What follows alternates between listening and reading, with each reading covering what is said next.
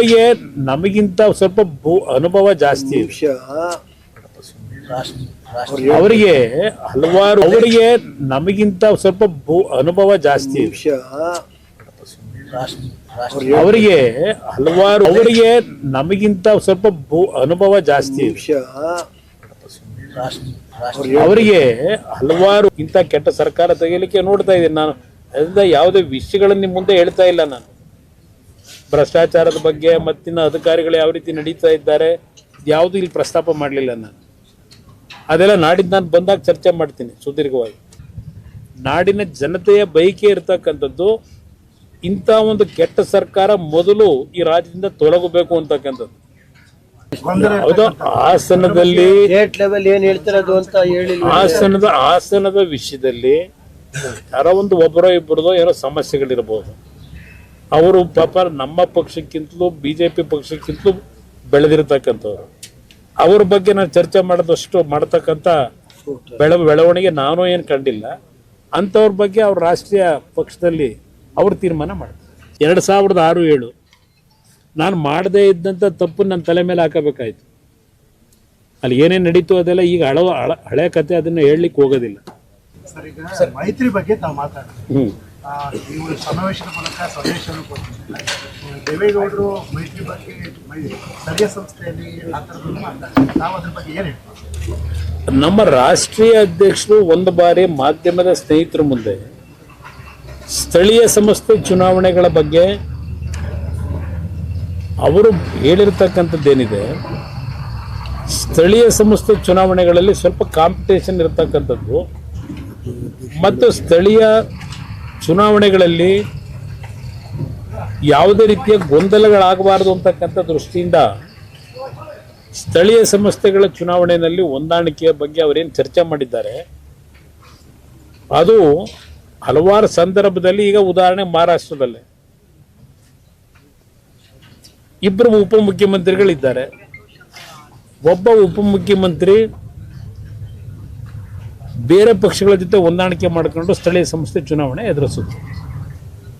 ಮೊನ್ನೆ ನಡೆದಂಥ ಮಹಾರಾಷ್ಟ್ರದ ಚುನಾವಣೆಗಳಲ್ಲಿ ಆ ರೀತಿಯ ಒಂದು ವಾತಾವರಣಗಳು ಇರ್ತಕ್ಕಂಥ ಹಿನ್ನೆಲೆಯಲ್ಲಿ ರಾಷ್ಟ್ರೀಯ ಅಧ್ಯಕ್ಷರು ಆ ವಿಷಯ ಪ್ರಸ್ತಾಪ ಮಾಡಿದ್ದಾರೆ.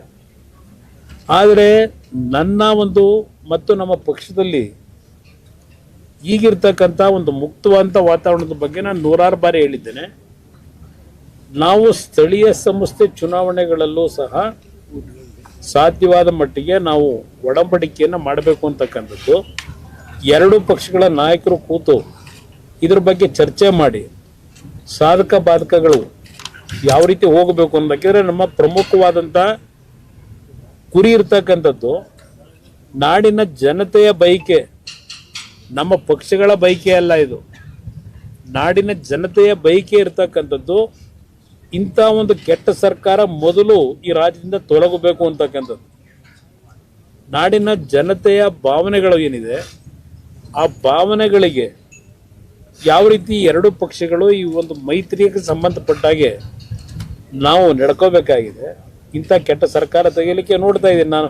ಅದರಿಂದ ಯಾವುದೇ ವಿಷಯಗಳನ್ನು ನಿಮ್ಮ ಮುಂದೆ ಹೇಳ್ತಾ ಇಲ್ಲ ನಾನು. ಭ್ರಷ್ಟಾಚಾರದ ಬಗ್ಗೆ ಮತ್ತಿನ ಅಧಿಕಾರಿಗಳು ಯಾವ ರೀತಿ ನಡೀತಾ ಇದ್ದಾರೆ ಯಾವುದು ಇಲ್ಲಿ ಪ್ರಸ್ತಾಪ ಮಾಡಲಿಲ್ಲ ನಾನು. ಅದೆಲ್ಲ ನಾಡಿದ್ದು ನಾನು ಬಂದಾಗ ಚರ್ಚೆ ಮಾಡ್ತೀನಿ ಸುದೀರ್ಘವಾಗಿ. ಈ ಎಲ್ಲ ಹಿನ್ನೆಲೆಯಲ್ಲಿ ಈ ನಾಡಿನ ಜನತೆ ಈ ಕೆಟ್ಟ ಸರ್ಕಾರ ತೆಗಿಬೇಕು ಅಂತಕ್ಕಂಥದ್ದೇನಿದೆ ಅವ್ರ ಭಾವನೆ, ಆ ಹಿನ್ನೆಲೆಯಲ್ಲಿ ಸೂಕ್ತವಾದ ನಿರ್ಧಾರಗಳನ್ನು ಮಾಡ್ತೀವಿ. ಮೊದಲೇ ಯಾಕೆ ಅವರು ರಾಷ್ಟ್ರೀಯ ಅಧ್ಯಕ್ಷರು ಆ ಹೇಳಿಕೆನ ನೇರವಾಗಿ ಹೇಳಿದ್ರು? ಅವರಿಗೆ ನಮಗಿಂತ ಸ್ವಲ್ಪ ಅನುಭವ ಜಾಸ್ತಿ ಇದೆ. ಅವರಿಗೆ ಹಲವಾರು ರೀತಿಯ ಅನುಭವಗಳು ಇರ್ತಕ್ಕಂಥ ಹಿನ್ನೆಲೆಯಲ್ಲಿ ಅವರ ಸುದೀರ್ಘ ರಾಜಕಾರಣದಲ್ಲಿ ಹಲವಾರು ರೀತಿಯ ಒಂದು ಬೆಳವಣಿಗೆಗಳನ್ನು ಏನು ಕಂಡಿದ್ದಾರೆ ಆ ಹಿನ್ನೆಲೆಯಲ್ಲಿ ಹೇಳಿದ್ದಾರೆ. ಅದ್ರ ಜೊತೆಗೆ ಕೆಲವರ ಒಂದು ಭಾವನೆಗಳೇನು ಅಂತಕ್ಕಂಥದ್ದನ್ನು ಅವ್ರು ಹೇಳಿರ್ಬೋದು.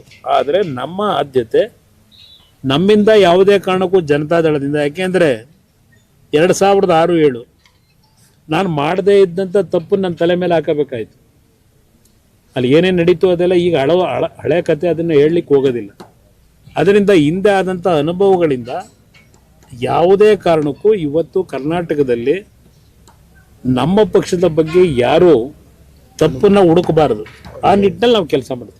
ಈಗ ಮೈತ್ರಿ ರಾಜ್ಯದಲ್ಲಿ ಒಂಥರ ಆದ್ರೆ ಹಾಸನದಲ್ಲೂ ಸಹ ಮೈತ್ರಿ ವಿಚಾರದಲ್ಲೇ ಸಾಕಷ್ಟು ಗೊಂದಲ ಹೌದು, ಹಾಸನದಲ್ಲಿ ಸ್ಟೇಟ್ ಲೆವೆಲ್ ಏನ್ ಹೇಳ್ತಿರೋದು ಅಂತ ಹೇಳಿ ಹಾಸನದ ವಿಷಯದಲ್ಲಿ ಯಾರೋ ಒಬ್ಬರೋ ಇಬ್ಬರದೋ ಏನೋ ಸಮಸ್ಯೆಗಳಿರ್ಬೋದು.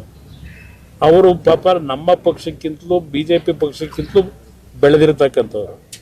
ಅವ್ರ ಬಗ್ಗೆ ನಾನು ಚರ್ಚೆ ಮಾಡಿದಷ್ಟು ಮಾಡ್ತಕ್ಕಂಥ ಬೆಳವಣಿಗೆ ನಾನು ಏನು ಕಂಡಿಲ್ಲ. ಅಂಥವ್ರ ಬಗ್ಗೆ ಅವ್ರ ರಾಷ್ಟ್ರೀಯ ಪಕ್ಷದಲ್ಲಿ ಅವ್ರು ತೀರ್ಮಾನ ಮಾಡ್ತಾರೆ. ಮೈತ್ರಿಗೆ ಸಂಬಂಧಪಟ್ಟ ಹಾಗೆ ಬಿಜೆಪಿ ರಾಜ್ಯ ನಾಯಕರು ತಾವೇನಾದ್ರು ಮಾತುಕತೆ ಇದುವರೆಗೆ ಇಲ್ಲ, ಈಗಾಗಲೇ ಒಂದು ರೌಂಡ್ ಮಾತನಾಡಿದ್ದೇವೆ. ಸದ್ಯದಲ್ಲೇ ಮತ್ತೆ ಈಗಾಗಲೇ ಉಸ್ತುವಾರಿ ಏನು ಹಾಕಿದ್ದಾರೆ. ನೆನ್ನೆಯ ದಿನ ಹೊಸ ಅಧ್ಯಕ್ಷರು ಬಿಜೆಪಿನಲ್ಲಿ ನೆನ್ನೆ ಚಾರ್ಜ್ ತಗೊಂಡ ನಂತರ ಇವತ್ತು ಈ ಸ್ಥಳೀಯ ಸಂಸ್ಥೆಗಳ ಚುನಾವಣೆಗೆ ಕೆಲವು ಉಸ್ತುವಾರಿಯನ್ನು ವಹಿಸಿದ್ದಾರೆ, ಜವಾಬ್ದಾರಿ. ಅವರ ಜೊತೆಯಲ್ಲಿ ಸದ್ಯದಲ್ಲೇ ಚರ್ಚೆ ಮಾಡ್ತಾ ಇದ್ದೇವೆ.